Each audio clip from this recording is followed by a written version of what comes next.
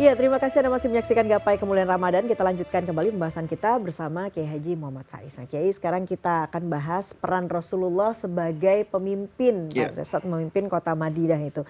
Apa yang kemudian bisa kita teladani mungkin untuk pemimpin-pemimpin saat ini, Kiai? Yang pertama dan yang paling utama yang mau saya sampaikan di segmen ini, itu adalah Rasulullah menanamkan kepada dirinya bahwa saya sebagai pemimpin itu pelayan. Ya, yang namanya jabatan ya itu taklif, beban, bukan tasyrif, kemuliaan.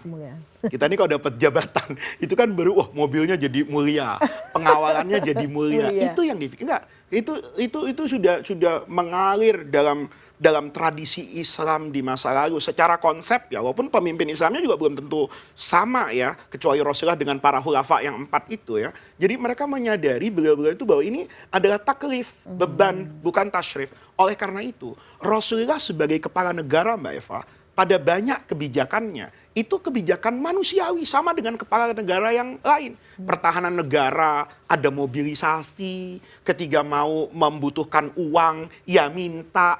Artinya sama, jangan dibayangkan di masa Nabi kita nggak nyumbang ya. Mungkin sekarang sumbangan tuh jadi berbentuk zakat, jadi berbentuk jizyah di masa Nabi. Mungkin sekarang aturan menjadi pajak, PPN dan sebagainya. Itu dilakukan juga. Tetapi rakyat itu kenapa kok nurut zaman Nabi?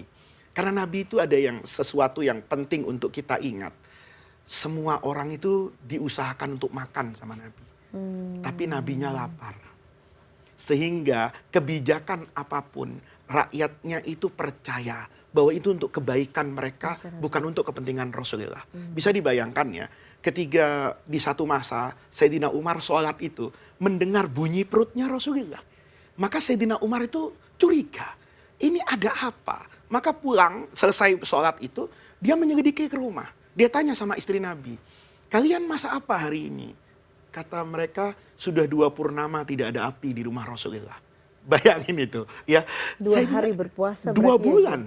2 bulan tidak ada api yang menyala di rumah Rasulullah. Kami itu hanya makan al-aswadaini. Itu istilah, hanya air yang ada kalau ada, atau buah-buahan yang seperti kurma, hanya itu. Kami nggak pernah merasa. Sudah 2 bulan. Umar itu nangis datang ke Rasulullah. Ya Rasulullah, apa sejahat itu kami sebagai pengikutnya? Nabi itu nggak ada kemudian mengeksploitasi kenabiannya. Saya pejabat capek loh.